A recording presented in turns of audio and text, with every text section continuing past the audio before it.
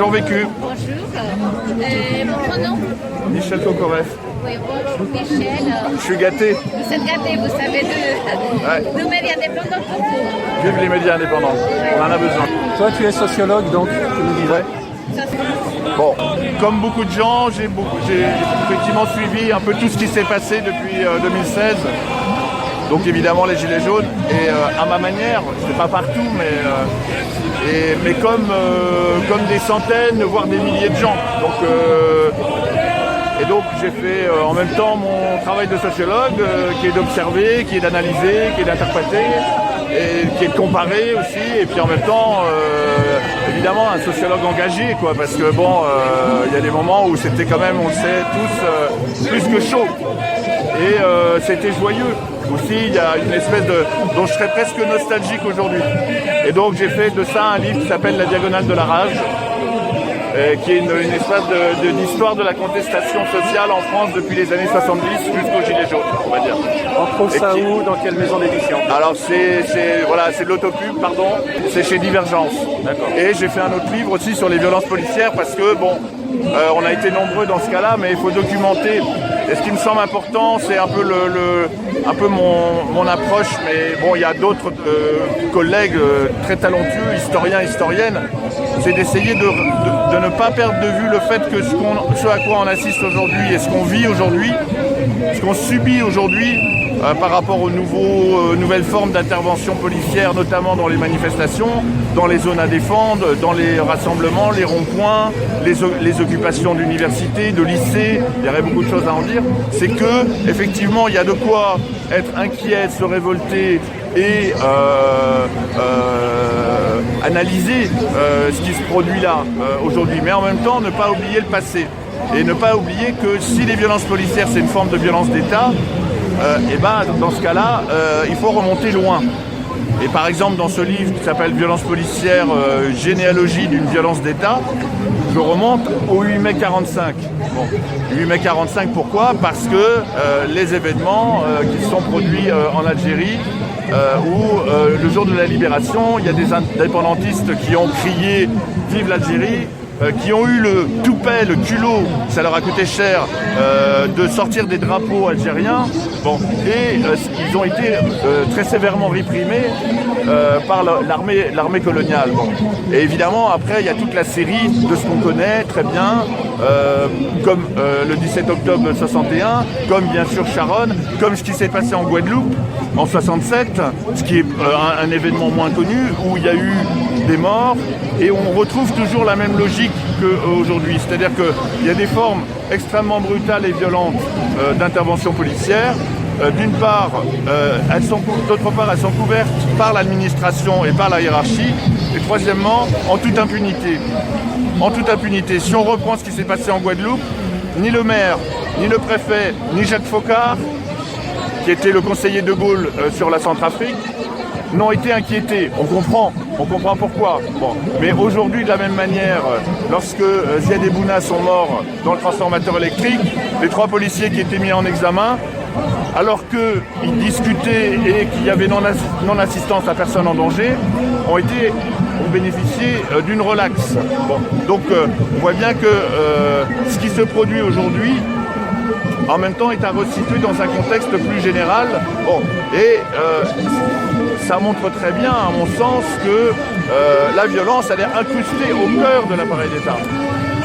Et encore une fois, historiquement, avec une dimension raciale importante au moment des événements en Algérie, mais aussi bien dans les banlieues aujourd'hui. Et Adama Traoré, c'est le dernier avatar, d'une certaine manière, le dernier exemple de cette espèce de violence policière raciale. Voilà. Et donc évidemment, une fois qu'on a analysé ça, ce qui est important, c'est de voir aussi les gens qui se mobilisent. C'est pas simplement de faire des livres et de raconter l'histoire, ou les histoires, parce qu'en plus les acteurs la connaissent très bien. Mais c'est important de ne pas oublier, de lutter contre l'amnésie collective, de former les jeunes générations, parce que c'est des histoires qu'on n'apprend pas à l'école. La guerre d'Algérie, on n'en parle pas, la Guadeloupe, on n'en parle pas. Tout ça, c'est des événements qui sont cachés. Bon. Et en même temps, de voir ce que les gens sur le terrain essayent de faire. Bon. Et on voit bien que c'est très compliqué. Et on voit bien qu'ils sont méritants, les collectifs qui essayent de réclamer vérité et justice en matière de violence policière. Et évidemment, dans le cadre du mouvement des Gilets jaunes, là, il y a eu pléthore de blessés, de mutilés, d'éborgnés, 22 éborgnés, 300 blessés graves. Bon, donc on voit bien que là on est par rapport à une sorte aussi d'opacité, c'est-à-dire qu'entre le constat d'une violence disproportionnée, donc illégale, et la poursuite par les autorités compétentes de ces violences, on voit bien qu'il y a un gap. Et donc un gap qui serait à dénoncer, et qui serait à dénoncer parce qu'on a une institution qui est la police des polices et qui couvre et empêche les poursuites. Et ça, d'un point de vue politique, si on manque de sujets politiques aujourd'hui, si jamais on en manquait, hein, parce qu'on pourrait être à court, ça serait quand même un sujet qu'il faudrait remettre sur la table, mais en même temps en s'appuyant sur des collectifs qui militent, qui luttent contre, même qui parlent, à l'image de ce qui se passe aux États-Unis, d'abolir la police, comme il y a des mouvements qui préconisent d'abolir la prison. Donc évidemment en s'appuyant sur ces collectifs. Évidemment c'est un vœu complètement utopique, utopiste. Pour le pouvoir. Voilà, parce que personne ne s'intéresse à ça, ni Mélenchon, ni Jadot, la gauche a disparu, mais on est quand même dans un contexte présidentiel, mais c'est pas grave. Voilà.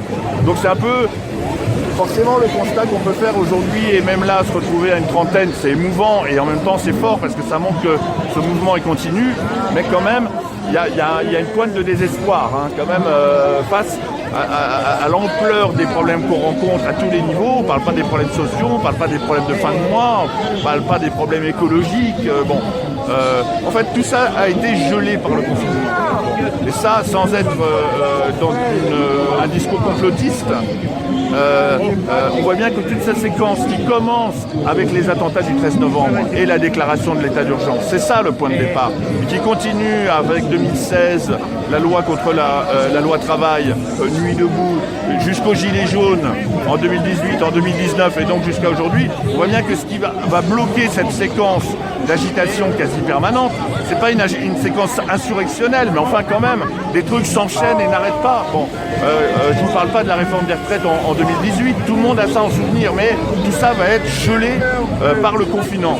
La rage populaire qui s'est exprimée, elle va être gelée et confinée.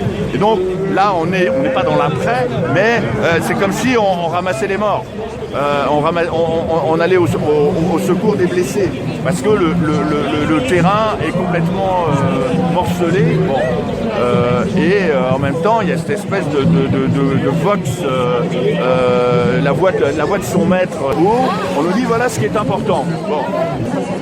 Alors, non. Il y a effectivement là, je deviens révolté. Le discours du petit roi qui est sacro-saint pour une grande partie de la population, qui n'écoute finalement que des médias conventionnels. Mais en fait, tout ça repose sur ce qu'on appelle une stratégie de la peur, si je ne m'abuse, pour empêcher les gens finalement de s'ouvrir à un mouvement de contestation et encore plus d'y participer. Oui, alors ça c'est certain, mais en même temps, il prend les gens pour des cons. Oui, c'est clair. Je suis désolé. Je sais pas le dire. Là, il n'y a plus de sociologues qui tiennent. Il prend les gens pour des cons. Quand il nous parle, moi je ne l'ai pas écouté, parce que je considère comme un devoir presque citoyen de pas l'écouter. Mais quand il nous parle de plein emploi, par exemple, hein, parce que c'est important, on parlait des violences policières avant, bon mais quand il nous parle de plein emploi, mais c'est à se taper la tête contre les murs. Chômage qui baisse. Voilà, parce que quel plein emploi? Quand le plein emploi? De quelle époque il parle? Il ne parle pas d'aujourd'hui, hein. C'est pas le plein emploi aujourd'hui. C'est le chômage, c'est la précarité, c'est c'est l'institutionnalisation de la précarisation, comme disait Robert Castel. Donc il vient nous parler de plein emploi. Et il vient nous dire qu'il va falloir travailler plus. Mais enfin, franchement, alors est-ce que les gens sont dupes? Ou est-ce que les gens qui écoutent les médias dépendants, à la différence des médias indépendants, est-ce qu'ils sont dupes? Bon, est-ce qu'ils vont aller s'abstenir massivement? On ne sait pas. Bon, mais franchement, c'est se foutre de la gueule du monde. Il n'y a pas une forme de paresse intellectuelle, éviter de réfléchir parce que c'est trop dur, c'est trop fatigant pour le cerveau? Ah, moi, c'est mon métier. Alors bon, évidemment, je suis mal placé pour vous répondre, mais moi, par conviction et en même temps par connaissance, je m'oppose à la vision des masses abruties, aliénées. Non, repartons pas là-dedans. Repartons pas là-dedans. Repartons pas dans les années 30. Ça, les premières études sur la communication de masse, ok. On sait très bien qu'il y a des filtres, on sait très bien qu'il y a du décodage, et que les gens, effectivement, c'est un jeu de non-dupes. Voilà. C'est un jeu de non-dupes où le petit roi fait son cinéma, bon, et les gens écoutent comme ils regarderaient le film le dimanche soir. Bon, mais ça ne veut pas dire qu'ils adhèrent forcément, ça veut pas dire qu'ils gobent tout, et ça ne veut pas dire qu'ils n'éteignent pas le poste, à l'ancienne, je dis pardon, en maugréant et en disant mais quel con, pour qui nous prend. Voilà, est-ce qu'on peut. Bon, et moi, encore une fois, par conviction et par connaissance, c'est pas le problème. Par contre, ce qui est important, c'est qu'effectivement, il y a des médias indépendants, il y a des réseaux sociaux, même s'ils sont sous contrôle, il y a des gens qui fassent des lives de ce qui se passe. Je peux en citer plusieurs, je crois que j'en ai un à côté de moi, qu'on a filmé. Et c'est ce qui nous a permis de prendre conscience du désastre. Et même si on n'était pas dans les lieux, quand même de se dire waouh, c'est quand même chaud. Les mecs qui matraquent dans le fast-food, l'autre qui sort son flingue sur les Champs-Élysées. Enfin, on peut avoir plein d'images comme ça qui sont devenues visibles grâce aux réseaux sociaux, sans en faire l'apologie non plus, parce que encore une fois, ils sont sous contrôle. Et au point où les réseaux sociaux sont même devenus une source pour les médias dits mainstream, les médias dominants. On voit pas tout non plus. Des fois, la réalité, elle est compliquée. Elle n'est pas ni noire ni blanc. Bon, donc, effectivement, il y a des médias dominants, il y a des médias dominés, mais parfois, les médias dominés, on pourrait citer plein d'exemples où ils deviennent une source.